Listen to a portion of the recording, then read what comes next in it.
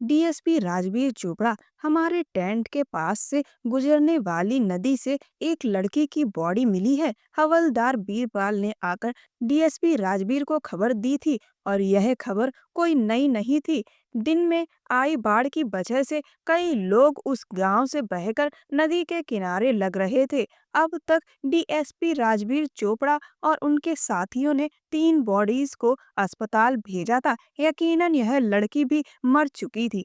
अगर सुबह तक उस लड़की की पहचान हो जाती है तो ठीक, वरना हम खुद ही उसका अंतिम संस्कार कर देंगे। सर, वो लड़की मरी नहीं, अभी तक कुछ सांसें उसके शरीर में बाकी हैं, इसीलिए मैं आपके पास आया था। राजवीर चौंक पड़ा था। ओ रियली, डोंट बिलीव कि वह लड़की अब तक जिंदा है। अब वह जल्दी से अपना कोट पहनते हुए टेंट से बाहर आया, जहां सामने ही रेस्क्यू टेंट में उस लड़की को रखा गया था। सर, लड़की वही है। उन्होंने अब एक नज़र उस लड़की को देखा तो जैसे वह अपनी आंखें झुकाना भूल चुके थे।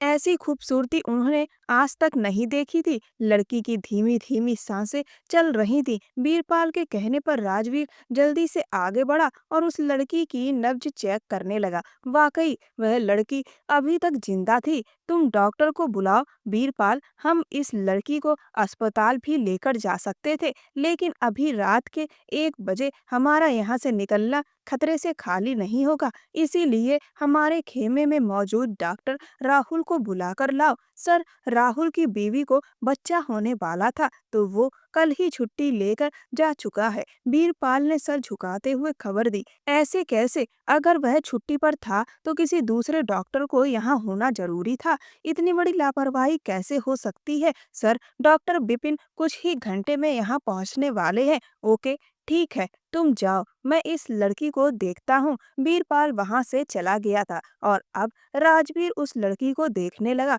दिसंबर की सख्त ठंडी रातें थी। ऐसे में उस लड़की का पानी में भीग कर पूरा शरीर ठंड से नीला पड़ने लगा था। अगर इस लड़की को फौरन ही इलाज न मिला तो उसकी जान बचाना मुमकिन नहीं था।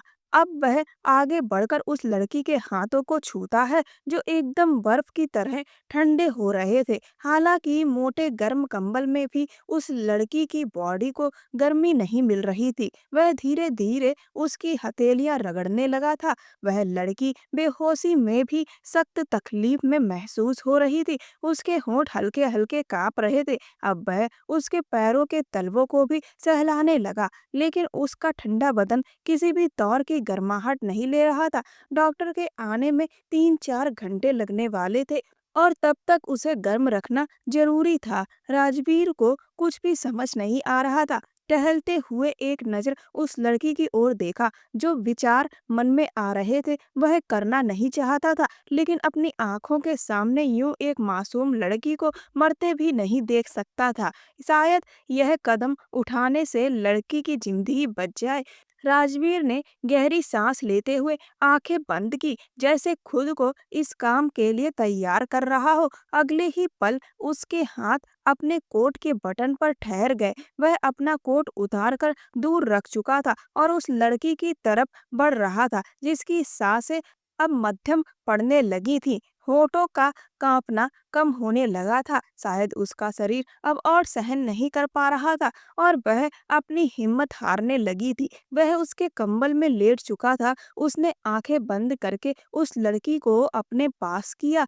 रात के अंधेरे में उसने उसके गीले कपड़ों को बदला। हालांकि यह करते हुए वह किस बर्दाश्त से गुजर रहा था वही जानता था। उसे खुद पर कंट्रोल मुश्किल हो रहा था। एक नेचुरल बात थी, जब एक जवान खूबसूरत लड़की इतने करीब हो तो दिल में जज्बात मचलना आम बात है। लेकिन वह अपने संस्कारों से गिरा हुआ नहीं था जो कुछ पलों के सुकून के लिए किसी की जिंदगी बर्बाद कर दे। उसने आंखें बंद की और धीरे धीरे उसे गर्मी देने लगा। काफी देर गुजरने के बाद धीरे धीरे उस लड़की के शरीर में हरकत होने लगी। वह अब खुद बर्फ की तरह ठंडे नहीं बल्कि दहकते अंगारे बनने लगी थी। उसके दिल की धड़कनें नॉर्मल होने लगी थी। उसका पूरा शरीर पूरी तरह नॉर्मल हो चुका था। उस लड़की की गहरी सांस इस बात की गवाही दी कि वह सुकून से सो चुकी थी।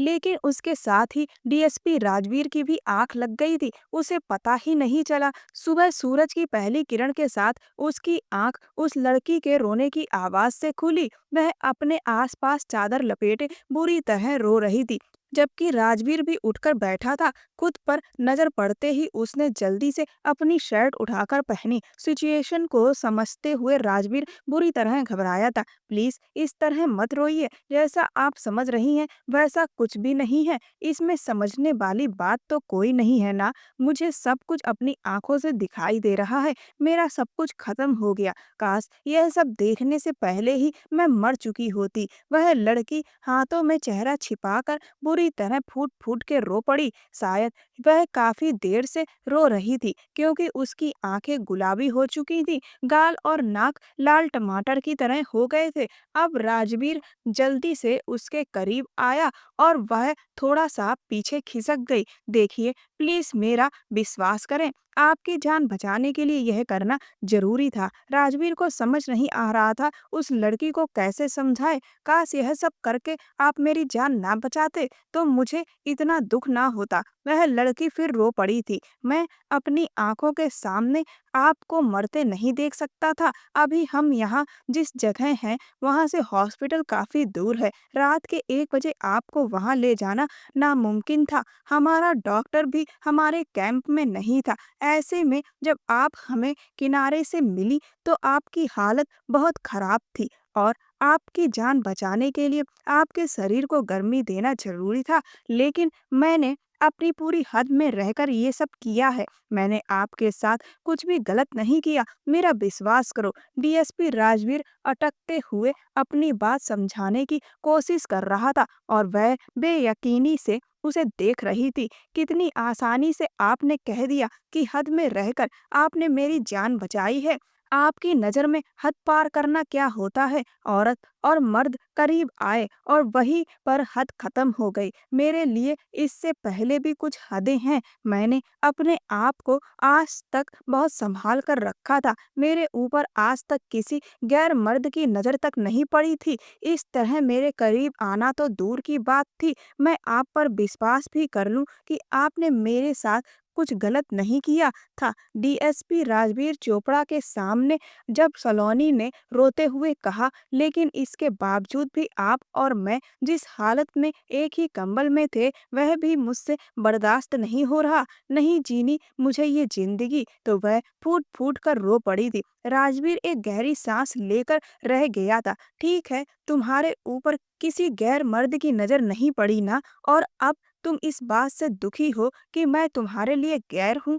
वह कुछ ही पलों में बहुत बड़ा फैसला ले चुका था। मैं तुम्हारे साथ एक जायज रिश्ता जोड़ना चाहता हूँ, तब तो मैं तुम्हारे लिए गैर नहीं रहूंगा ना, और तब तुम्हें कोई शर्मिंदगी नहीं होगी। उस लड़की ने नजर उठाकर डीएसपी राजवीर को देखा। मैं झूठ नहीं कहता, मैं तुम्हें अपनी जायज पत्नी बनाकर तुम्हें पूरा सम्मान और मान दूंगा। अभी फिलहाल तैयार हो जाओ, तुम्हें तुम्हारे माँ बाप के पास पहुंचाना है, और तुम्हें लेने, तुम्हारी इज्जत बनाने मैं जरूर आऊंगा। यह एक अफसर की जुबान है। यह कहकर वह बाहर निकल गया था, और सलोनी सन्न रह गई थी। जल्दी ही उसके माँ बाप का पता लगा लिया गया, और उसे उनके हवाले करते वक्त राजवीर ने आंखों ही आंखों में यकीन दिलाया कि मैं तुम्हें लेने जरूर आऊंगा। सलोनी एक उम्मीद भरी नजर से उसे देखते हुए अपने माँ बाप के साथ चली गई। कुछ ही दिन बाद उसकी छुट्टियां हुई और वह अपने घर लौट आया था। लेकिन दिल का क्या करे, जो सलोनी के पहलू में जाकर बैठने को मचलने लगा था। जब भी उस रात की याद आती तो दिल खुद ब खुद धड़कने लगता, होठों पर मुस्कान आ जाती। जब उसने उससे शादी की बात कही थी तब उसके लिए कोई जज्बात नहीं थे, लेकिन अब जब वह उससे दूर हो गया था तभी उसे एहसास हुआ कि वह सलोनी को चाहता है। राजवीर ने अपनी माँ क्रांति जी को अपने दिल की हालत बता दी थी, लेकिन क्रांति जी तो उसी वक्त उखड़ गई थी। तू सोच भी कैसे सकता है कि किसी ऐरी गैरी लड़की को उठाकर मेरी बहू बना देगा? डीएसपी सुनील चोपड़ा का बेटा है तू, जिनका नाम लोग इस गांव में नहीं आसपास के गांव में भी इज्जत से लेते हैं।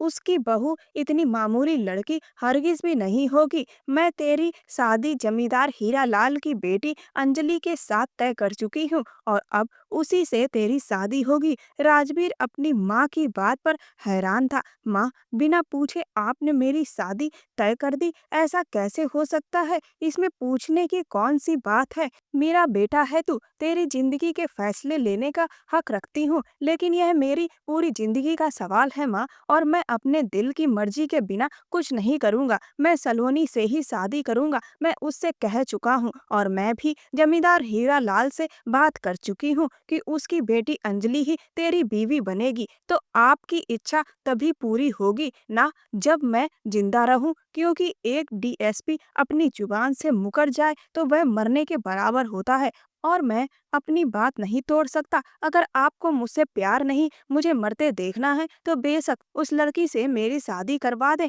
मैं उफ तक नहीं करूंगा। क्रांति जी यहीं पर हार चुकी थी, लेकिन उसी पल से उनके दिल में उस अनजान लड़की के लिए नफरत पनपने लगी थी। उन्होंने गहरी सांस लेते हुए अपने बेटे को देखा, जो हमेशा से ऐसे ही जिद्दी था। ठीक है, मैं उस लड़की से तेरी शादी करवा दूंगी, लेकिन शादी मेरी शर्तों पर होगी।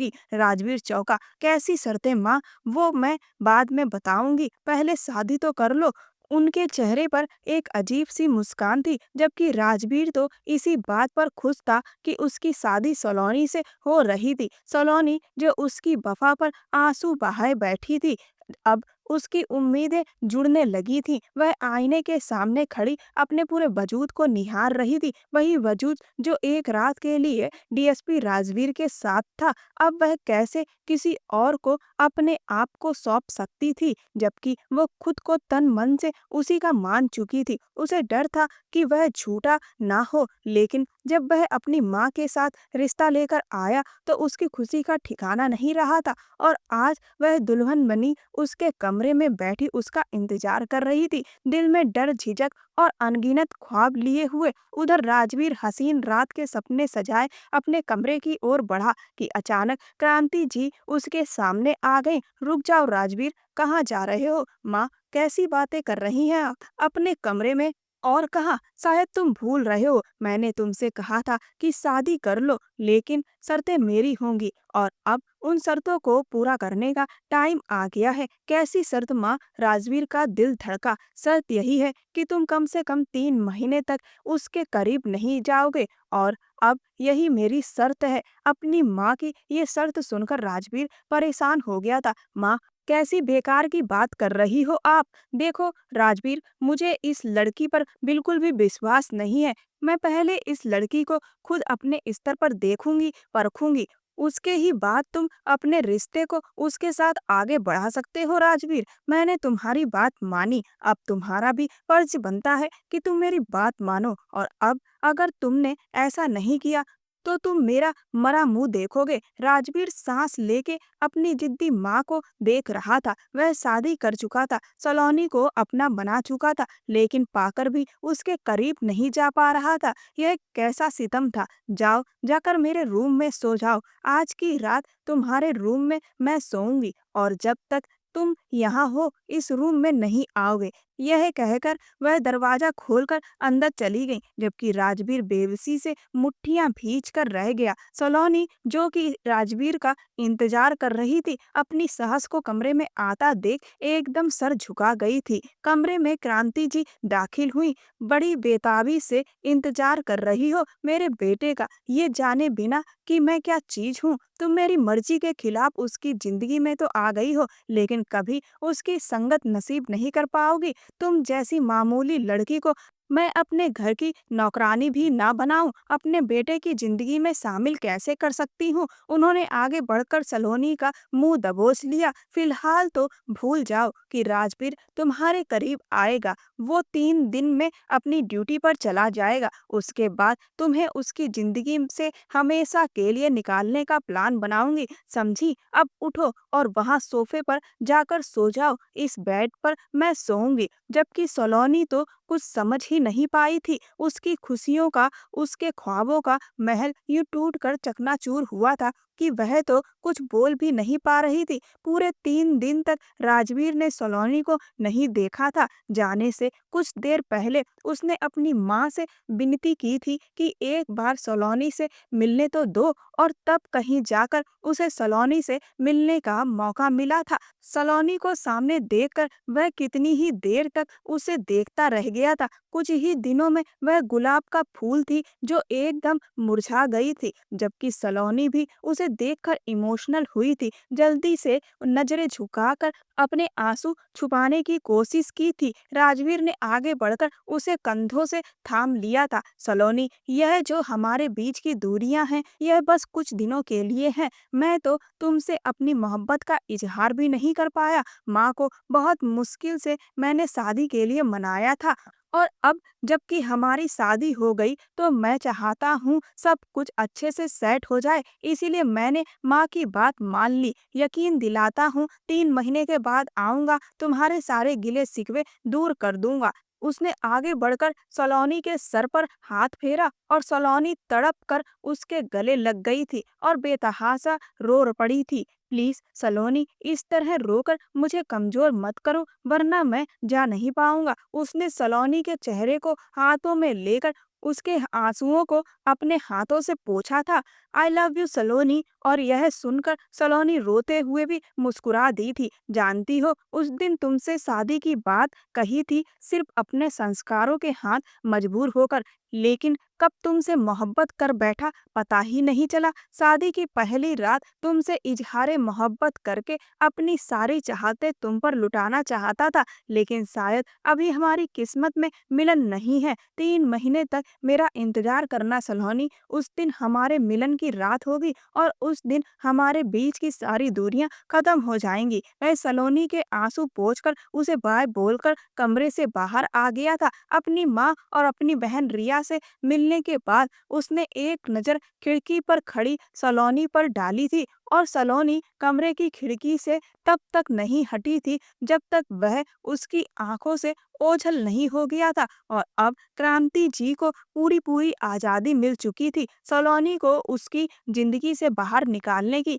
ये 3 महीने कैसे कटे, यह तो राजवीर जानता था, या सलोनी। क्रांति जी कभी भी सलोनी को अकेले में राजवीर से बात नहीं करने देती थी। जब भी राजवीर सलोनी से बात करने की कोशिश करता, वह उसके सिर पर सवार रहती और सलोनी बस हूँ में जवाब देती रहती। कोई रोमांटिक सी बात कहता तो उसका चेहरा लाल हो जाता और जल्दी से अपनी नजरें झुका लेती। राजवीर उसके मुंह से अपने लिए कुछ सुनना चाहता था, कोई प्यार भरी बात, लेकिन उसकी ख्वाहिश ख्वाहिश ही रह जाती थी।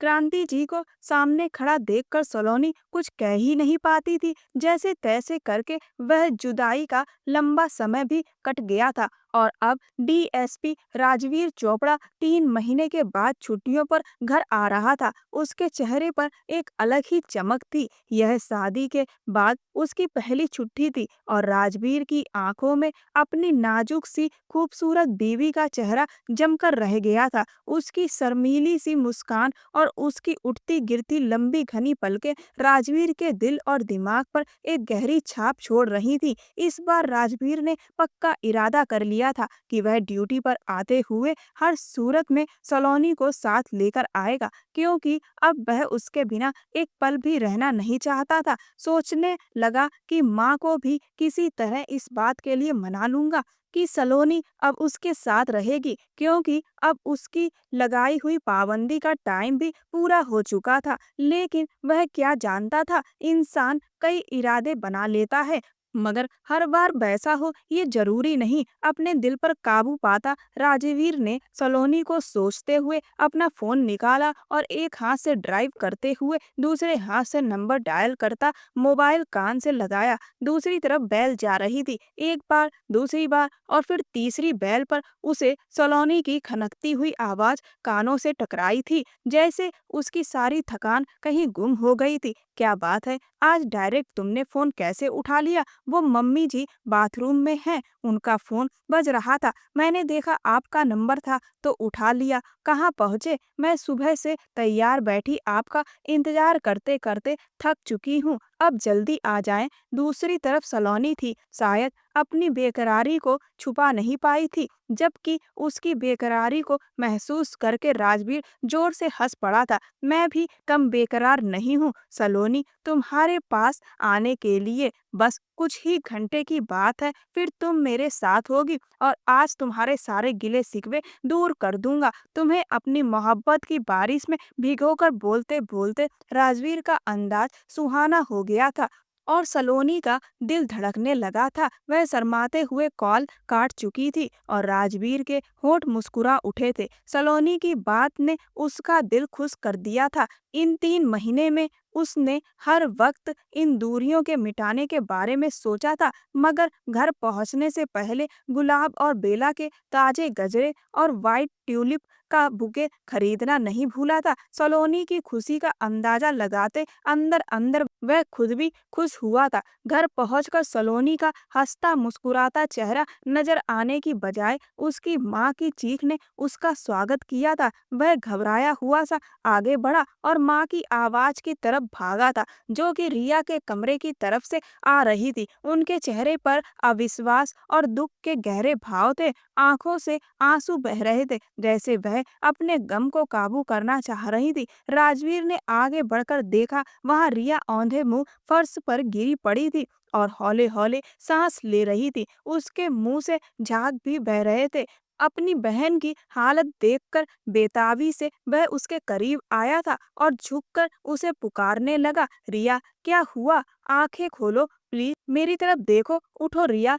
रिया तकलीफ से तड़पती एक झटका खाकर खामोश हुई थी। जल्दी करो, इसे अस्पताल लेकर चलो, मेरी बच्ची को क्या हो गया? राजवीर जल्दी करो। क्रांति जी मुंह पर हाथ रखकर रो पड़ी थी, जो रिया को झंझोड़ कर जगाना चाह रहा था, मगर उसकी गर्दन एक तरफ को लुढ़क चुकी थी। उसका शरीर ठंडा पड़ने लगा था। अब उसने उसके नाक के करीब उंगलियां ले जाकर उसकी सांसों को महसूस करने की कोशिश की थी। नब्ज थामी तो एकदम सन्नाटे में चला गया था। रिया की सांसें थम चुकी थीं और राजवीर अपनी बहन के अचानक मर जाने पर अभी तक यकीन नहीं कर पा रहा था। माँ, अस्पताल जाने की अब कोई जरूरत नहीं बची। रिया हमें छोड़कर जा चुकी है। ऐसा कैसे हो सकता है? मैं उसको बिल्कुल सही सलामत छोड़कर गया था, फिर अचानक उसको क्या हुआ? बहती आंखों के साथ वह माँ की तरफ देखने लगा। चेहरे पर मायूसी और ना में हिलता सिर देखकर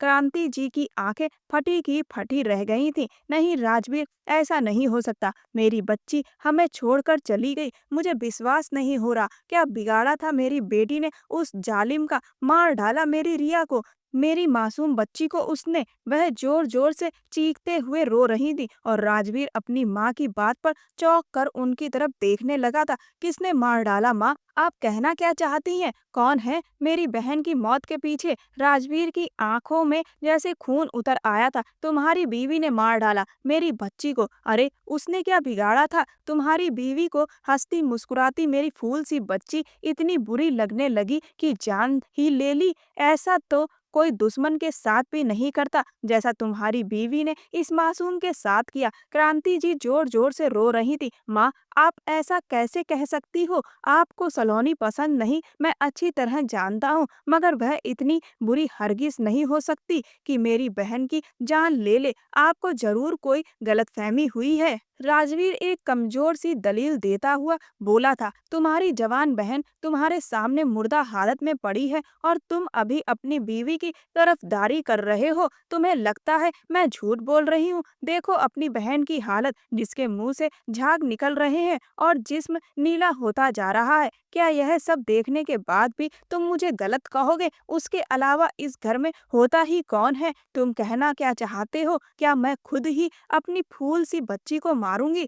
मैं ऐसा कैसे कर सकती हूँ राजवीर? क्रांति जी अपनी बात पर डटी थी और राजवीर को यकीन दिलाने की पूरी कोशिश कर रही थी। यह जो कोई भी है, मैं उसको बिल्कुल भी माफ नहीं करूंगा, मगर पहले हमें कुछ जरूरी कदम उठाने होंगे। इसकी हालत बिगड़ती जा रही है। अगर हमने ज्यादा देर की तो मेरी बहन पर लोग तरह तरह की बातें करेंगे और मैं यह हरगिज बर्दाश्त नहीं कर सकता। पहले ही ना जाने कितनी तकलीफ सहकर मेरी बहन ने अपनी जान दी है। अब और दुनिया से चले जाने के बाद लोग उसकी पीठ के पीछे सारी जिंदगी उसको बुरे शब्दों से याद करें, यह मौका मैं दुनिया को हरगिज नहीं देना चाहता।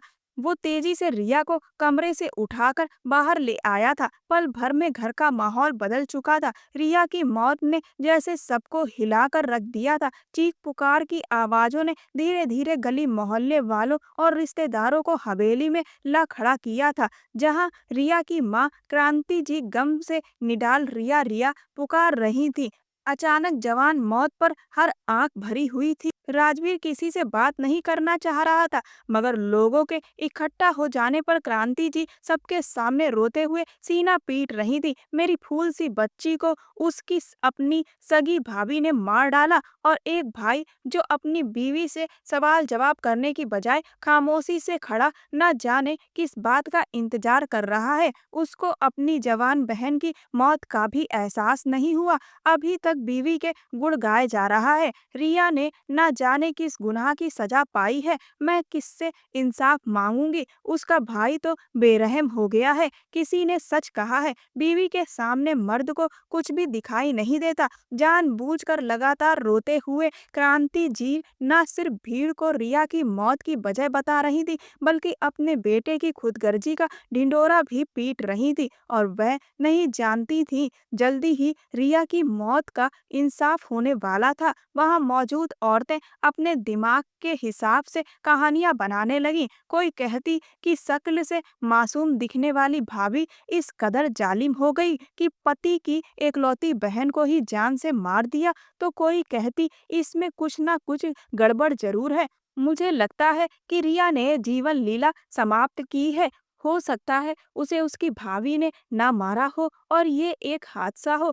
शायद उसका वक्त ही पूरा हो गया था। एक समझदार औरत ने वहां मौजूद औरतों की बोलती जवान को चुप करवाना चाहा। खैर, जितने मुंह उतनी बातें थी। लगातार इसी तरह की कहानी बनती और बिगड़ती जा रही थी, और राजवीर जो बहन की मौत पर इस तरह की बातें सुनकर सदमे से पागल हो रहा था, खुद को मजबूत जाहिर करने की कोशिश कर रहा था। कुछ सोचकर वह अपने कमरे में आया था। घर आते हुए राजवीर ने कब सोचा था कि घर में उसके लिए कयामत इंतजार कर रही थी। कमरे का दरवाजा खोलकर वह अंदर दाखिल हुआ तो सामने ही कोने में जमीन पर बैठी सलोनी डर से कांप रही थी और लगातार सरनामे हिलाए जा रही थी। यह सब क्या हो गया? यह सब कैसे हुआ सलोनी? लगातार इन्हीं शब्दों को दोहरा रही थी। सलोनी, होश में आओ, तुम घर पर ही थी तो मुझे बताओ कि रिया के साथ यह सब कैसे हुआ? क्या तुम इस बारे में कुछ जानती हो?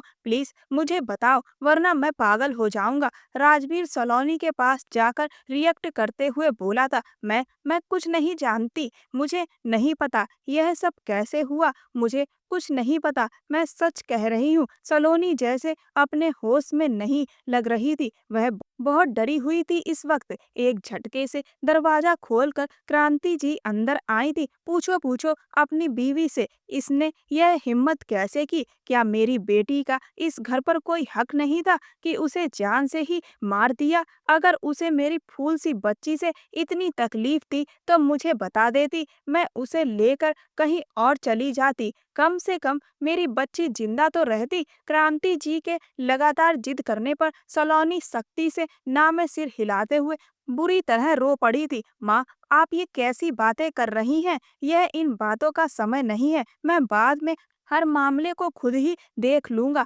अभी हमें यह सब बातें नहीं करना चाहिए। घर में लोग इकट्ठा हैं। राजवीर जैसे बर्दाश्त के एक मुश्किल दोहराए से गुजर रहा था, और फिर थोड़ी देर में रिया के अंतिम संस्कार की प्रक्रिया शुरू हो चुकी थी। राजवीर को रह रहकर अपनी बहन की मासूम हरकतें याद आ रही थी। जो हंसती मुस्कुराती पूरे घर की रौनक थी, इस बार उसको अपनी बहन जिस हालत में मिली थी वह दर्द से टूटकर बिखर गया था। मेरी बहन के साथ यह जुल्म किसने किया? क्या सलोनी रिया के साथ यह सब कुछ कर सकती है? राजवीर के दिमाग में सलोनी का मासूम चेहरा और डर से कांपता बदन आने लगा था, तो वह खुद ही अपनी सोच को झटकने लगा। नहीं, वह ऐसा नहीं कर सकती। वह तो बहुत कमजोर दिल की मासूम सी लड़की है। वह इतना बड़ा जुर्म कैसे कर सकती है वह? नहीं तो फिर कौन हो सकता है? माँ लगातार उसी के बारे में क्यों कह रही है? वह अलग अलग सोच में घिरा था और वह जल्द से जल्द इस बात का खुलासा करना चाहता था, जिससे पता कर सके असल गुनहगार कौन है, ताकि उसको सजा दी जाए और राजवीर के सीने में जलती आग को ठंडक मिल सके। मैं तुमसे कहती रही कि अपनी बीवी से पूछो, मगर नहीं, मेरी बात पर तो तुम्हें यकीन नहीं था। अगर ऐसा है तो अब अपनी बीवी से खुद ही पूछ लो, उससे कहो वह तुम्हें सब कुछ सच सच बताए कि मैं गलत कह रही हूँ या सच उसने मेरी रिया की जान नहीं ली थी क्या? और राजवीर जो गम और गुस्से से परेशान सा घर में दाखिल हुआ था, उसकी माँ एक बार फिर उसके सामने आकर खड़ी हुई थी। माँ के कहने पर उसने सिर उठाया तो हॉल के कोने में सर झुकाकर खड़ी सलोनी ने कुछ पल के लिए अपना सिर उठाया था और राजवीर की सवालिया नजरें खुद पर जमी देखकर रोते हुए उसने स्वीकार कर लिया, हाँ, मैंने रिया की जान ली है, क्योंकि मुझे उसका इस घर पर और आपके दिल पर कब्जा पसंद नहीं था। हाँ, मैं मानती हूँ कि मुझे रिया से नफरत थी और मैंने अपनी नफरत के हाथों मजबूर होकर उसकी जान ले ली। सलोनी सर झुकाए बोले जा रही थी और डीएसपी राजवीर चोपड़ा के कदम उसकी तरफ बढ़ने लगे। उसकी आंखों में नफरत से चिंगारियां फूट रही थी। ऐसा महसूस होता था वह सलोनी को कुछ ही पल में जलाकर राख कर देगा। वह अपनी बहन रिया से इतनी मोहब्बत करता था कि उसे उस तकलीफ से दो चार करने वाले को जिंदा जला देता। यह तुम कह रही हो सलोनी? तुम जानती हो ना, रिया मेरी बहन थी और जो तुम कह रही हो उसके अनुसार तुम उसकी कातिल हो और कत्ल की सजा किस कदर संगीन होती है तुम्हें इस बात का अंदाजा भी है? मेरी बहन को तुमने क्यों मारा? ऐसा कैसे कर सकती हो? राजवीर जैसे सलोनी के शब्दों को दोबारा से सुनना चाहता था। मैं किसी सजा के बारे में नहीं जानती राजवीर, ना ही मैं नफरत में यह जान पाई थी कि जो कदम उठा रही हूँ उसके बाद मेरा क्या होगा। आप मुझे पुलिस के हवाले कर दें या खुद ही गोली मार दें, जो चाहे करें, मगर मुझसे बार बार इस जुर्म की गवाही ना लें। मैं आपको एक बार बता चुकी हूँ, अब आगे नहीं बताऊंगी। वो झुके सर के साथ दबी आवाज में बोले जा रही थी और अचानक ही राजवीर का हाथ उठा और उसके नाजुक से गालों पर अपने सख्त हाथ की छाप छोड़ चुका था। सजा तो तुम्हें जरूर मिलेगी, मगर पहले जुर्म साबित हो जाए, फिर मैं खुद अपने गुस्से को ठंडा करूंगा। उसके बाद तुम्हें कानून के हवाले करूंगा और तुम्हें इस कदर भयानक सजा दिलवाऊंगा कि तुम सारी जिंदगी याद रखोगी। राजवीर के बोलने का अंदाजा सख्त और पथरीला था। राजवीर, जब लड़की ने अपने मुंह से स्वीकार कर लिया कि वही कातिल है, तो फिर किसी की गवाही की गुंजाइश कहाँ रहती है? तुम्हें पहली फुर्सत में इसे पुलिस के हवाले कर देना चाहिए, ताकि यह अपने अंजाम को पहुंच जाए। इस वक्त शायद यह भी अपने किए पर पछता रही है, इसीलिए इसने सच बोल दिया है। कहीं ऐसा ना हो यह अपने शब्दों से मुकर जाए और बाद में तुम्हें कोई ठोस सबूत भी ना मिल पाए जिससे तुम कातिल का पता चला सको।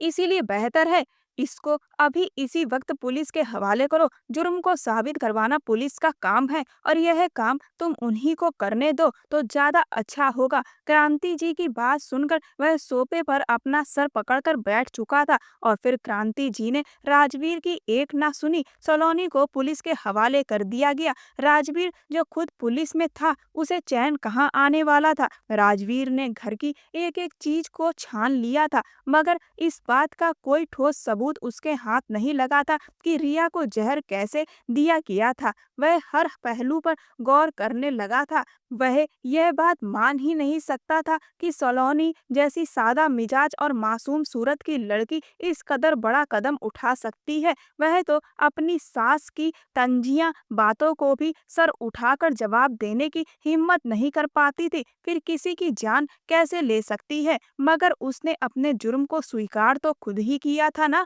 और डीएसपी राजबीर जैसे इंटेलिजेंट ऑफिसर का दिमाग खाली होकर रह गया था। वह सच और झूठ की पहचान नहीं कर पा रहा था। शायद अपनी बहन की अचानक मौत ने उसको सोचने समझने की ताकत से खाली कर दिया था। डीएसपी राजबीर, मैंने अपनी पूरी कोशिश की है और हर तरह से सलोनी से सवाल किए हैं, लेकिन मुझे किसी पहलू से वह मुजरिम नहीं लगती। उसकी बॉडी लैंग्वेज भी किसी गुनहगार या कातिल जैसी हरगिज नहीं है। कातिल की आंखों में नफरत या फिर शर्मिंदगी होती है, मगर उसकी निगाहों में सिर्फ डर है। मैंने अपनी जिंदगी में कई औरतें जुर्म करने वाली देखी हैं और रोज कई तरह के मुजरिम मेरे पास लाए जाते हैं, मगर यह उनसे बिल्कुल अलग है। मेरा कई सालों का अनुभव कहता है यह लड़की बहुत ज्यादा डरी हुई है और हो सकता है किसी दबाव में आकर अपना जुर्म स्वीकार कर रही हो, जो कि इसने किया ही ना हो, और अब सजा का सोचकर डर के मारे बुरी तरह कांप रही है।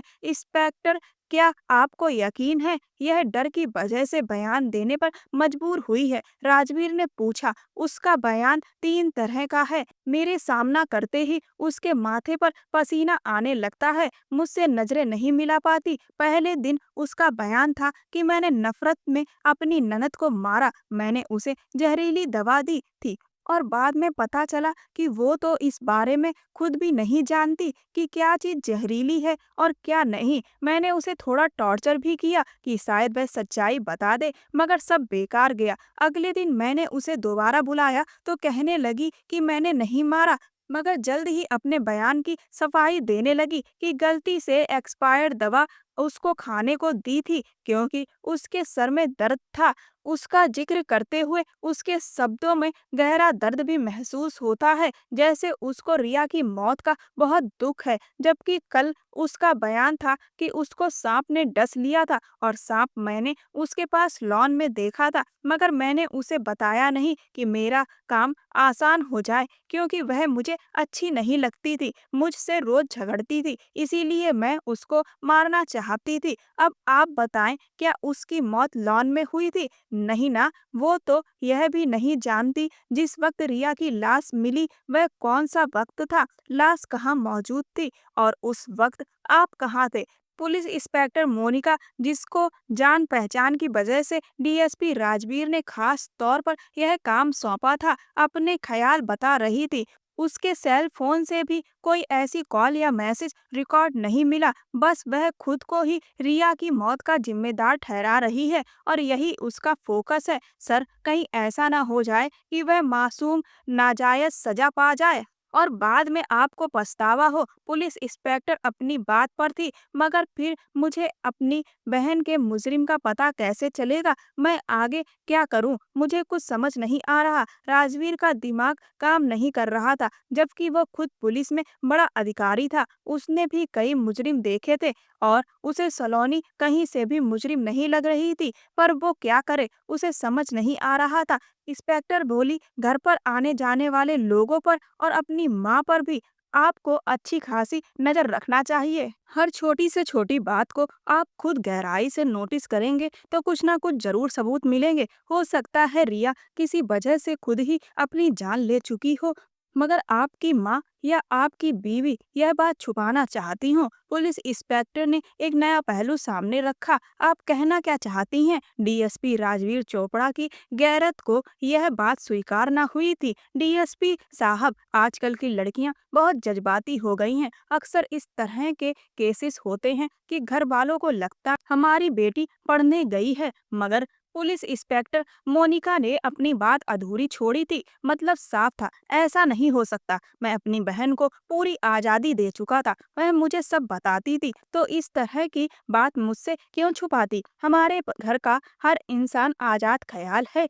उसके तेवर बिगड़े थे, कुछ भी मुमकिन है। आप खुद अपनी बीवी को भरोसे में लेकर उससे जानने की कोशिश करें। सर, मैंने महसूस किया है कि वह आपसे बहुत प्यार करती हैं। जब भी आपका नाम आता है तो उसकी आंसुओं से भरी आंखें चमकने लगती हैं। आप उसे अपने तरीके से पूछेंगे तो वह आपको जरूर बताएगी। आप खुद जानते हैं पुलिस में कैसे पूछताछ की जाती है, तो आप खुद कोशिश करके देखें। और फिर मैं ज्यादा देर तक आपकी बीवी को बिना किसी वजह यहाँ पर नहीं रख सकती, यह आप भी अच्छी तरह जानते हैं। आज मैं छुट्टी पर जा रही हूँ। अगर कोई सीनियर विजिट कर लेता है तो फिर मैं और आप मुश्किल में फंस जाएंगे। आज ही उनको यहाँ से ले जाएं। घर पर नहीं रख सकते तो किसी होटल या फ्लैट में रखें और अपने साथ का यकीन दिलाएं और सच्चाई जानने की कोशिश करें। सलोनी, मैं तुम्हारी जुबान से सुनना चाहता हूँ। मुझे सब सच सच बताओ। अगर तुम्हें किसी पर शक है तो बताओ, कुछ भी ऐसा जिससे हमें सच्चाई जानने में मदद मिले। तुम मुझसे कुछ भी मत छुपाओ। अगर किसी तरह का झूठ बोल रही हो तो सच बता दो। बाद में मैं तुम पर किसी भी तरह का तरस नहीं दिखाऊंगा और पुलिस के हवाले कर दूंगा। तुम खुद जानती हो, एक जवान और खूबसूरत लड़की अगर थाने में लावारिस हो तो उसके साथ किस तरह का सुलूक किया जाता है। और तुम्हें मेरी बात पर यकीन ना आए तो कान खोलकर सुन लो। मैं 3 तक गिनूं। अगर तुमने सब कुछ सच बताना शुरू नहीं किया तो मैं अभी इसी वक्त तुम्हें हमेशा के लिए अपनी जिंदगी से निकाल दूंगा। और फिर अगर मेरे डर से भी यह लोग तुम्हारे साथ थोड़ा बहुत नरम व्यवहार कर रहे हैं तो मेरी तरफ से आजाद हो जाएंगे। राजवीर ने उसको धमकाते हुए गौर से उसके चेहरे के हाव भाव देखे थे। अब उससे दूर जाने का ख्याल सलोनी के चेहरे पर एक साया बनकर लहराया था। मेरे साथ ऐसा जुल्म मत करना। मैं अपने किए की सजा पाने के लिए यहाँ पर मौजूद हूँ। मेरे साथ कोई और जुल्म मत करे। सलोनी उसकी बात पर बेहद दुखी हुई थी। आज राजवीर के बोलने का अंदाज बिल्कुल सर्द और अजनबी था। हरगिज नहीं, मैं तुम्हें अभी और इसी वक्त अपनी जिंदगी से निकाल दूंगा, हमेशा के लिए। तुम्हें तलाक देकर अगर मुझे सारी सच्चाई ना बताई तो अब मैंने गुस्से से सलाखों को मजबूती से थाम कर उसकी आंखों में देखते हुए कहा, मुझे सारी सच्चाई ना बताई तो अब। उन्होंने गुस्से से सलाखों को मजबूती से थामकर उसकी आंखों में देखते हुए कहा था, तुम्हारी खामोशी तुम्हें और भी शक में डाल रही है। अगर तुम चाहती हो मैं तुम्हें तलाक ना दूं तो तुम्हें बिना किसी डर के मुझे सब बताना होगा। मेरा यकीन करो, अगर तुम बेकसूर हो तो मुझे हर कदम पर अपने साथ पाओगी। तुम्हें बचाने के लिए मैं हर किसी से लड़ने को तैयार हूँ, मगर सिर्फ उस सूरत में कि तुम मेरी बहन की कातिल ना हो। सोच लो तुमने क्या फैसला करना है। मैं गिनती शुरू करने वाला हूँ। उसने सलोनी के हाथ में उम्मीद की डोर थमाई थी और साथ ही साथ तलाक का कहकर डरा भी दिया था। और उस पर प्रेशर डालने के लिए उसने उल्टी गिनती शुरू कर दी थी और सलोनी का रंग सफेद पड़ने लगा था। 3, 2, 1। राजवीर ने गिनती पूरी कर दी थी। ठीक है, तुमने कर ली अपनी मनमानी, अब मैं अपनी करूंगा। हवलदार पांडे, तलाक के पेपर दो मुझे। उसने हवलदार पांडे को इशारा किया जो कुछ पेपर हाथ में लिए खड़ा था, जो कि एक खाकी एनवलप के अंदर थे। एनवलप के अंदर सादा पेपर थे जिन्हें दिखाकर वह सिर्फ सलोनी को डराना चाहता था और उसके मुंह से सब कुछ सच सुनना चाहता था। उसकी कार्रवाई देखकर सलोनी के पैरों पर जैसे जान न रही थी और वह जमीन पर गिरती चली गई। उसके गिरने पर राजवीर ने गहरी सांस लेकर उसकी ओर देखा था। कुछ देर में इंस्पेक्टर मोनिका वहां पर मौजूद थी। क्या हुआ सर? अभी तक आपने कोई फैसला किया? डीएसपी राजवीर, वो राजवीर के चेहरे पर सख्त पथरीले भाव देख चुकी थी। बेहोश हो गई है। मैंने पहले भी बताया था कि इन पर गहरा दबाव है। दूसरों की बातों पर यकीन करने के बजाय इससे नरमी से पेश आएं और सच्चाई को जानने की कोशिश करें। अगर आपने ज्यादा प्रेशर डाला तो यह जरूर होगा कि इसकी जान जा सकती है। कोई भी इंसान अपनी हिम्मत से ज्यादा बोझ नहीं सह सकता। राजवीर ने अपने तने हुए भाव ढीले छोड़े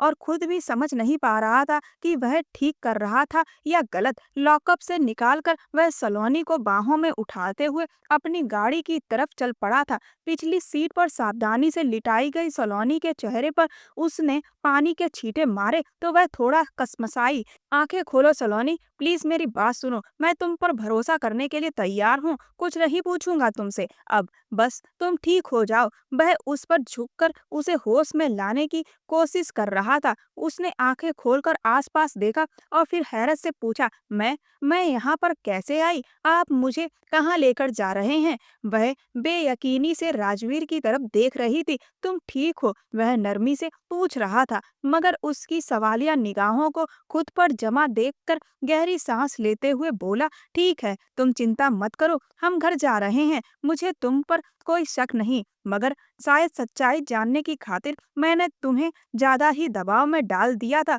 कि तुम इस हाल में पहुंच गई।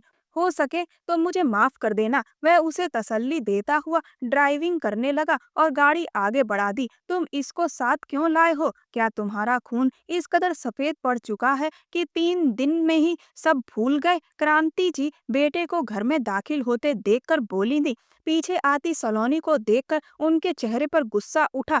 इतना सब कुछ होने के बाद भी तुम कैसे मर्द हो, कैसे भाई हो कि बहन के कातिल को घर ले आए? तुम्हें क्या सिर्फ इतना ही याद है कि यह तुम्हारी बीवी है? क्या तुम्हें अपनी बहन रिया की मासूम सूरत याद नहीं आती? उन्होंने एक पल भी नहीं लगाया बेटे को शर्मिंदा करने में। राजवीर पहले ही सलोनी पर बहुत प्रेशर डाल चुका था, अब और कुछ करना नहीं चाहता था। उसका दिल गवाही नहीं देता था कि सलोनी ने रिया को मारा है। जब तक ठोस सबूत ना मिलते वह सलोनी को तकलीफ नहीं देना चाहता था। इसीलिए वह खामोशी से सलोनी का हाथ थामे अपने कमरे की ओर बढ़ गया। कमरे में दाखिल होकर उसने अपने हाथ में दवा खाकी लिफाफा निकाला और ताजे मोतियों के फूल वाले गजरे निकाल कर सलोनी के बालों में सजा दिए। देखो सलोनी, मेरी बहन की मौत को 3 दिन हुए हैं और मैं तुम्हें गजरे खरीद कर पहना रहा हूँ। इसी से अंदाजा लगा लो कि तुम्हें कितना चाहता हूँ। तो तुम्हारा भी तो फर्ज बनता है ना कि अपने पति की खुशी का ख्याल रखो। मैं हमारे बीच के सारे फासले मिटा देना चाहता हूँ। राजवीर अपनी पुरानी टोन में लौट आया था और सलोनी का हाथ थामे छोटे छोटे कदमों से बेड तक पहुंचा। नहीं, प्लीज ऐसा मत करें। सलोनी के चेहरे पर घबराहट और डर सिमट आया था। मगर क्यों? मैं तुम्हारा पति हूँ तो तुम मुझसे खुद को दूर क्यों रखती हो? जानती हो सलोनी, ये 3 महीने मैंने कैसे तड़प तड़प कर गुजारे हैं।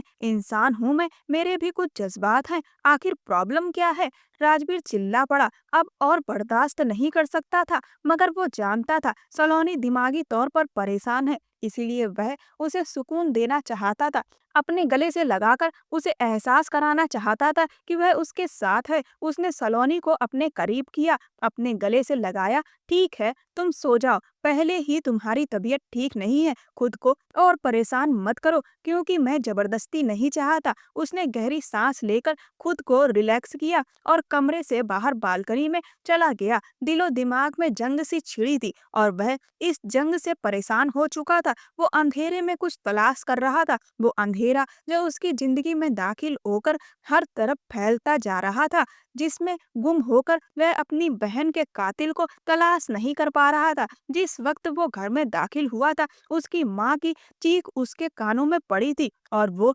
तेजी से उस तरफ लपका था। मगर उस वक्त वहाँ सलोनी नहीं थी, क्रांति जी अकेली थी। फिर वह सलोनी को क्यों कातिल बता रही थी? रिया की मौत हादसा भी हो सकती थी। वो अलग अलग पहलुओं पर गौर कर रहा था, मगर कोई सिरा हाथ नहीं लगा। वह वापस उस कमरे में आया जहाँ सलोनी ना जाने कब से सो रही थी। वह भी थकावट महसूस कर रहा था, इसीलिए सोना चाहता था। जैसे ही वह बालकनी के दरवाजे को बंद करने लगा, उसने एक साया बाहरी दरवाजे से अंदर दाखिल होते देखा और वह चौंक पड़ा। बिना एक पल गवाए वह कमरे से बाहर भागा। सीढ़ियों के करीब खड़े होकर उसने देखा कि वह साया बहुत ही तेजी से क्रांति जी के कमरे की तरफ जा रहा था। राजवीर ने भी बिना आवाज किए कदम बढ़ाए। दिल की धड़कनों से वह अंदाजा लगा चुका था कि वह साया किसी मर्द का है।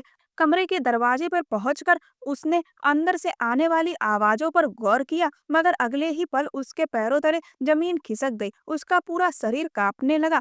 अगर वो अपने कानों से इतनी भयानक हकीकत ना सुन लेता तो मरकर भी यकीन ना करता। अब की बार उसकी हिम्मत जवाब दे गई थी। जोरदार अंदाज में दरवाजे को लात मारते हुए वह अंदर दाखिल हुआ था। सामने सोफे पर एक अजीब से हुलिये वाला आदमी बैठा था। काले रंग की रंगत, ऊंचा चौड़ा वजूद, गहरे रंग के कपड़े और खुद को एक चादर में लपेटे हुए। मगर सवाल यह था कि आखिर वह कौन, और क्रांति जी उसके साथ इस कदर फ्रैंक अंदाज में घर के मामले क्यों डिस्कस कर रही थी, वो भी रात के समय। डीएसपी राजवीर चोपड़ा के अचानक कमरे में दाखिल होने पर बुरी तरह बौखला गई थी। कौन है ये इंसान जिसके साथ आप मेरी मासूम बहन के बारे में बात कर रही हैं? राजवीर बिना किसी लिहाज के दहाड़ा था। बेटा तुम गुस्सा मत करो, मैं सब बताती हूँ। क्रांति जी ने सूखे होठों पर जुबान फेरी। पहले इसे घर से निकालें। आप उसको अपने कमरे तक कैसे ला सकती हैं? जो शक्ल से ही छटा हुआ बदमाश लगता है। बेटा इनको कुछ मत कहो। क्रांति जी के चेहरे पर डर की परतें थीं। जवान संभाल के लड़के, मुझे गुस्सा मत दिलाओ, कहीं तुम्हारा हाल भी तुम्हारी बहन वाला ना कर दूं। जिसको तड़प उस इंसान के शब्द पूरे होने से पहले राजवीर ने उसके गिरेबान से पकड़कर झटके से खड़ा कर दिया था। माँ, मेरी बहन की मौत सलोनी ने नहीं की थी, तो आपने मुझसे झूठ क्यों बोला? वह अब एक जख्मी शेर बन चुका था। जबकि राजवीर की बात पर क्रांति जी का रंग सफेद पड़ गया था। राजवीर बेटा मेरी बात सुनो, ये तुम बहुत गलत हरकत कर रहे हो। इस आदमी को बहुत सी आयुर्वेदिक दवाओं का ज्ञान है और ये कई और भी जड़ी बूटियों के बारे में जानता है जिनकी जानकारी बहुत कम लोगों को है। ये खतरनाक भी है। आप कैसी बातें कर रही हैं? राजवीर हैरत में मुंह खोले अपनी माँ की बातें समझ नहीं पा रहा था।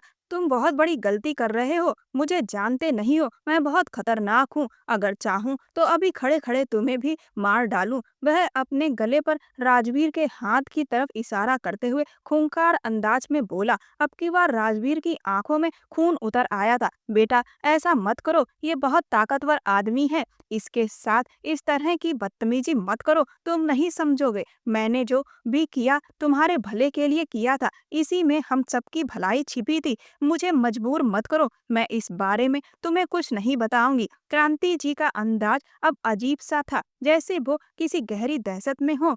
मेरी बहन की मौत और उसका इल्जाम मेरी बीवी पर लगाकर उसे गिरफ्तार करवाना, इसमें कौन सी भलाई थी? आपको ये सब नहीं करना चाहिए था। मैं आपको कभी माफ नहीं करूंगा। राजवीर का दिल खून के आंसू रो रहा था। राजवीर के जोर देने पर क्रांति जी टूट गईं और सच बताने लगी। रिया, मैंने तुम्हारे लिए बहुत अच्छे घर का रिश्ता देखा है। मैं चाहती हूँ कल जब वो लोग तुम्हें देखने आए तो कोई कमी ना रहे। तुम कल अपनी फ्रेंड अंजलि के साथ पार्लर चली जाओ और स्किन केयर करवा लो। पता नहीं क्यों इतनी सुस्त हो। एक वो लोग हैं जो हथियारों से लैस होकर बड़े अफसरों को फांस लेती हैं और अपने छोटे घरों को छोड़कर बड़े घरों की रौनक बन जाती हैं। खैर अब गुजरी बातों पर मिट्टी डालो। मैं अंजलि से कह दूंगी तुम 4 बजे उसके साथ जरूर चली जाना, समझ गई? क्रांति जी हर कदम पर सलोनी को बेइज्जत करना अपना फर्ज समझती थी। सलोनी सर झुकाकर सोफे पर बैठी थी। माँ, मेरी स्किन ऐसी ही है और मैं अपनी केयर भी करती हूँ।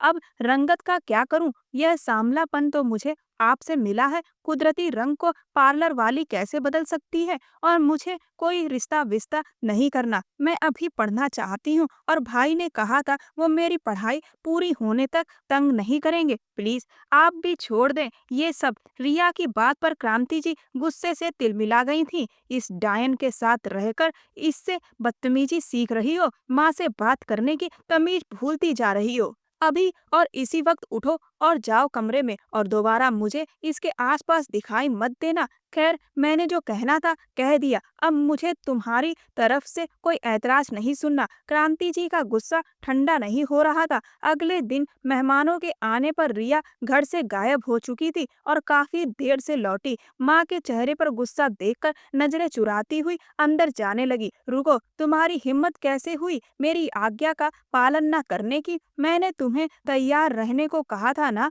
फिर कहाँ चली गई थी और किससे पूछकर? क्रांति जी आज उसे छोड़ने के मूड में नहीं थी। माँ, मैं अपनी दोस्त के घर चली गई थी।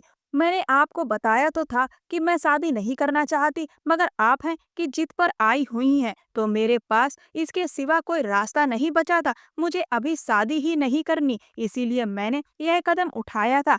अब आप मुझे मजबूर ना करें कि मैं दोबारा ऐसा कदम उठाऊं। इस बार तो लौट आई हूँ, अगली बार ऐसा मुमकिन नहीं होगा। फिर सारी जिंदगी लकीर पीटती रहिएगा। मुझे अभी टेस्ट की तैयारी करनी है, रिया ने दो टूक अंदाज में जवाब दिया। मगर क्रांति जी की आंखों से चिंगारियां निकल रही थीं। तुम हद से बागी होती जा रही हो रिया। तुम्हें तो मैं अच्छे से सबक सिखाती हूँ। अपने कमरे से कदम भी बाहर नहीं रखोगी। मैं बहुत जल्द तुम्हारी शादी करने वाली हूँ। मुझे तेवर दिखाने लगी हो, इतनी बड़ी हो गई। क्रांति जी ने उसका हाथ पकड़कर घसीटना शुरू कर दिया और उसे ले जाकर बेड पर धक्का देते हुए दरवाजा बाहर से लॉक कर दिया। सलोनी एक तरफ खड़ी सब कुछ देख रही थी, मगर आगे बढ़ने या कुछ बोलने की हिम्मत उसमें नहीं थी। क्रांति जी ने खंजर सी निगाह से उसे घूरा और सर झटक कर अपने कमरे में चली गईं। कुछ दिन तक रिया ने खूब हंगामा किया, मगर फिर वह बिल्कुल खामोश हो गई। क्रांति जी को जब यकीन हो गया कि रिया अब हिम्मत नहीं दिखाएगी, तो उसे कमरे से बाहर आने की इजाजत दे दी गई थी। मगर घर से अब भी बाहर जाने की इजाजत नहीं थी। और फिर एक दिन रिया को सलोनी से बात करते हुए क्रांति जी ने सुन लिया। सलोनी भाभी, प्लीज आप कुछ करें, भाई को इस बारे में बताएं, वो मेरी मदद करेंगे। मैं अमित को पसंद करती हूँ और मैं अमित से छुपकर शादी भी कर चुकी हूँ। उसके अलावा किसी के बारे में सोचना भी नहीं चाहती। मगर रिया, तुम जानती हो ना, मम्मी जी कभी ऐसा नहीं मानेंगी। सलोनी डर रही थी। उनकी फिक्र मत करें, राजवीर भाई सब संभाल लेंगे। माँ की उनके सामने नहीं चलती, वो बस मुझ पर रौब झाड़ती हैं। आप बस भाई से बात करें। अगर मम्मी जी को पता चला तो क्या होगा? रिया, तुम तो उनकी बेटी हो, तुम्हें कुछ नहीं कहेंगी। हाँ, मुझे जान से मार देंगी। तुम अपनी माँ को अपनी शादी के बारे में बता दो ना, या फिर सब कुछ अपने भाई को बता दो। सलोनी परेशान हो रही थी। रिया बोली, कैसे करूं भाई से बात? माँ ने मेरा फोन छीन लिया है। मगर यह सब कुछ सुन लेने के बाद क्रांति जी अपने अहम और ईगो के हाथों मजबूर इस हद तक चली जाएंगी, यह किसी के ख्याल में भी नहीं था। पूरी ताकत से दरवाजा खोलकर वो अंदर दाखिल हुई थी। उनके चेहरे से साफ जाहिर था कि वह सब कुछ सुन चुकी हैं और अब रिया के साथ सलोनी की भी खैर नहीं थी। तुम्हारी इतनी हिम्मत कि मेरी बेटी को पट्टियां पढ़ाओ। मैं जानती थी तुम जैसी लड़कियां मनहूस होती हैं, मगर राजवीर ने मेरी एक ना सुनी। अब देखो कैसे मजे से मेरी बेटी को फरार होने के रास्ते दिखा रही हो। तुम तो खुश होगी ना कि यह घर से चली जाए, तुम्हारी जान छूटे, मगर मैं ऐसा नहीं होने दूंगी। उसको देख लूंगी, फिर तुम्हारा भी इंतजाम करती हूँ और तुम पहली फुर्सत में उस लड़के से तलाक लोगी। और सलोनी से बात करते हुए वो अचानक रिया की तरफ पलटी थी। क्रांति जी के इरादे अच्छे खासे खतरनाक थे। बस कर दीजिए माँ, भाभी ने कुछ नहीं किया। वो तो जानती ही नहीं कि मैं अमित से शादी कर चुकी हूँ। ये बात मैंने आज ही इन्हें बताई है। आप अपने सामने किसी की मर्जी चलने कब देती हैं कि मैं आपको यह राज बताती। मगर खैर, अब सुन ही चुकी हो तो यह भी सुन लो कि मैंने लगभग 3 महीने पहले ही शादी कर रखी है। और तब सलोनी भाभी इस घर में नहीं आई थी। भलाई इसी में है कि मुझे मेरे पति के साथ विदा कर दो, वरना मैं कोई गलत कदम उठा लूंगी।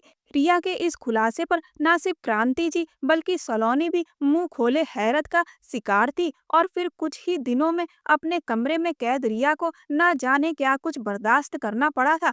और जिस दिन डीएसपी राजवीर की वापसी थी, उसी दिन रिया अपनी जान से हाथ धो बैठी थी। क्रांति जी ने कोई जहरीली जड़ी बूटी उसके खाने में मिला दी थी, जिसका असर कुछ घंटों में हुआ था। और ये दवा उन्हें उस आदमी ने ही लाकर दी थी। अपनी बेटी की मौत से भी आपने सबक नहीं लिया। जितना कमजोर आपका विश्वास है, उतना ही खतरनाक है आपका घमंड। वो आदमी मुस्कुराया और बोला, पता चला मैं क्या कर सकता हूँ। मैं तुम्हें बताता हूँ कि मैं क्या कर सकता हूँ। उस आदमी ने जैसे ही हाथ उठाए, राजवीर ने बिना एक पल गवाए अपनी जेब से गन निकालकर उसे वहीं ठंडा कर दिया। उसका गुस्सा देखकर क्रांति जी अंदर तक कांप उठी थी।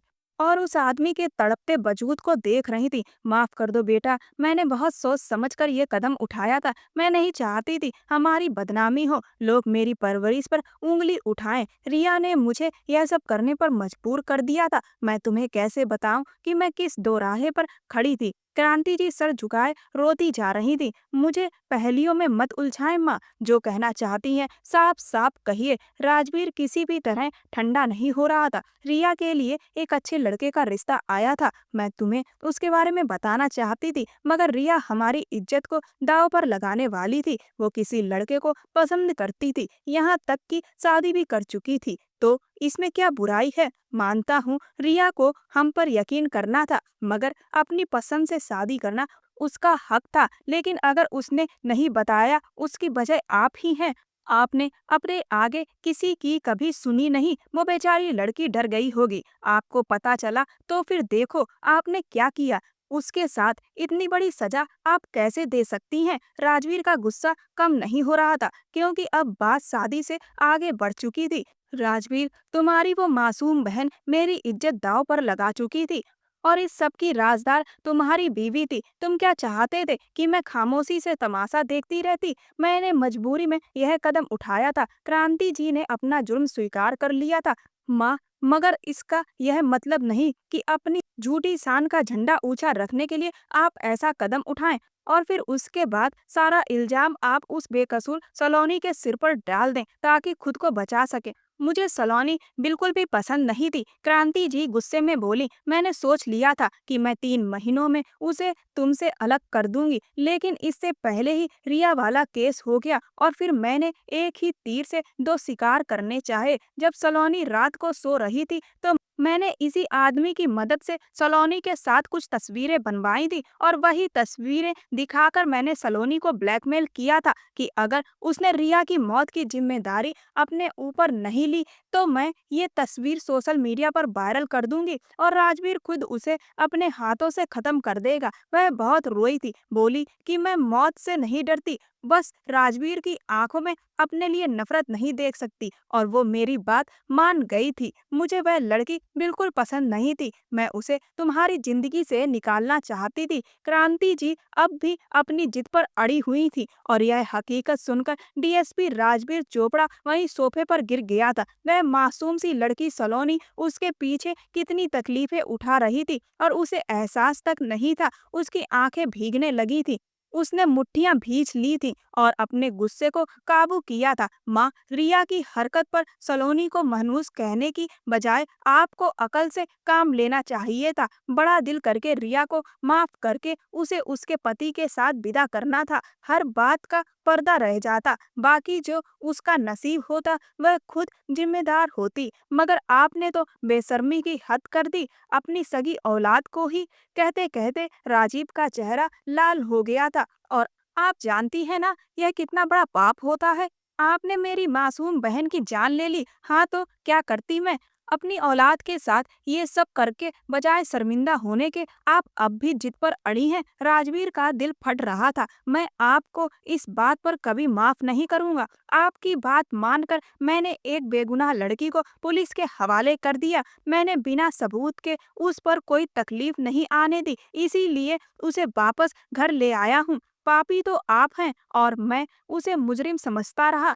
अब मैं इस घर में आपके साथ एक दिन भी नहीं रहूंगा, समझ गई आप? आपकी तो नीयत पहले दिन से ही खराब थी। आपको सलोनी से प्रॉब्लम थी क्योंकि मैंने खुद से लड़की पसंद की थी, और वो भी एक आम घराने की। आप जानती हैं मेरे लिए सिर्फ मेरे दिल की खुशी मायने रखती है, और मेरी खुशी सलोनी में थी। मगर अफसोस आप जैसी माँ जो अपनी झूठी शान और खुदगर्जी में डूबी हुई थी, वह यह कभी नहीं समझ पाई। अब रहिए अपने इस घर में अपनी उसी झूठी शान के साथ जो आपको अपने बच्चों से ज्यादा प्यारी है। वो गुस्से से वहां से जा चुका था। अब क्रांति जी को एहसास हो चुका था, लेकिन अब उनके पास पछतावे के सिवा कुछ ना बचा था। राजवीर अपने कमरे में आया जहाँ सलोनी अपने बेड पर लेटी हल्के हल्के कांप रही थी। सोते हुए भी उसके दिमाग पर डर सवार था। मुझे माफ कर दो सलोनी, जिंदगी में पहली बार हकीकत को पहचानने में नाकाम रहा और अनजाने में तुम्हारी तकलीफ का कारण बना। मैं अपनी जिम्मेदारियों पर तुम्हें विदा कराकर इस घर में लाया था और मैं तुम्हारी खुशियों का रखवाला था। मगर यह फर्ज पूरा करने में बुरी तरह नाकाम हो गया हूँ। तुम्हारे लिए तकलीफ और दर्द का कारण बनकर बेहद शर्मिंदा हूँ। मैंने अपनी माँ पर भरोसा किया था, समझ ही नहीं पाया वो तुमसे इस कदर नफरत करेंगी कि तुम्हें बर्बाद करके रख देंगी। उस औरत से मैं क्या गिला करूं जो अपनी सगी औलाद की ना हुई। मगर काश तुम तो मुझ पर भरोसा करती और मुझे सब कुछ सच बता देती। कम से कम तुम्हें इस तरह तकलीफ का सामना नहीं करना पड़ता। और क्यों तुम्हारी बेबसी महसूस नहीं कर पाया? मैं तो मोहब्बत का दावा करता था ना, मगर तुम पर भरोसा ना कर सका क्योंकि मैं अपनी बहन रिया से बहुत प्यार करता था। उसके लगाव में सच और झूठ का अंदाजा ना कर सका। मगर अब और नहीं, मैं तुम्हें खुद से दूर नहीं करूंगा। अपनी माँ की बात मानकर तुम्हें उनके रहम और करम पर छोड़ देना मेरी खुद की गलती थी। हो सके तो मेरी गलती माफ कर देना। मैं तुमसे बेहद मोहब्बत करता हूँ और अगर तुम्हें कुछ हो जाता तो मैं सारी जिंदगी खुद को कभी माफ नहीं कर पाता। काश तुम मुझ पर एक बार भरोसा कर लेती सलोनी। काश एक बार मुझ पर भरोसा करके देखा होता। मैं तुम्हें कभी मायूस नहीं करता। आगे बढ़कर सलोनी को गले से लगाते हुए अपनी गलती स्वीकार की थी। राजवीर जब उसके पास लेटा और जब उसने उसके माथे को छुआ तो सलोनी ने आंखें खोल ली थी। वह सब कुछ सुन चुकी थी अपने कानों से। राजवीर और क्रांति जी की बातें वह सुन चुकी थी और वह बुरी तरह डर गई थी और उल्टे कदमों जाकर कंबल में घुसकर लेट गई थी। लेकिन उसका कांपना बंद नहीं हो रहा था। वह तो बहुत मासूम थी, दुनिया की चालाकियों से दूर। लेकिन जो हकीकत आज उस पर खुली थी वह बुरी तरह डर गई थी। वह राजवीर के गले लग गई थी, उसके सीने में सर छुपाकर रो पड़ी थी और राजवीर ने उसे गले लगाकर उसके आंसुओं को पोंछ दिया था। और उस रात उसने सलोनी के हर जख्म पर मरहम लगाया था, अपनी पनाहों में उस पर मोहब्बत लुटाते हुए सलोनी को हमेशा के लिए अपना बना लिया था। कुछ दिन बाद राजवीर उस हवेली को छोड़कर सलोनी को लेकर उस शहर में चला गया था जहां पर उसकी ड्यूटी थी और वहीं पर उसने सलोनी के साथ अपनी गृहस्थी बसा ली थी और क्रांति जी को उसने पुलिस के हवाले कर दिया था। उनको उसने कानून के हवाले छोड़ दिया था कि कानून को जो भी उचित लगे वह उन्हें वही सजा दे, क्योंकि वह अपनी मासूम बहन के कातिल को माफ नहीं कर सकता था। तो दोस्तों, आज की हमारी कहानी आपको कैसी लगी कमेंट बॉक्स में जरूर बताना। पसंद आई हो तो प्लीज लाइक करना, मेरे चैनल को सब्सक्राइब करना। मिलते हैं दोस्तों अगली कहानी के साथ। धन्यवाद।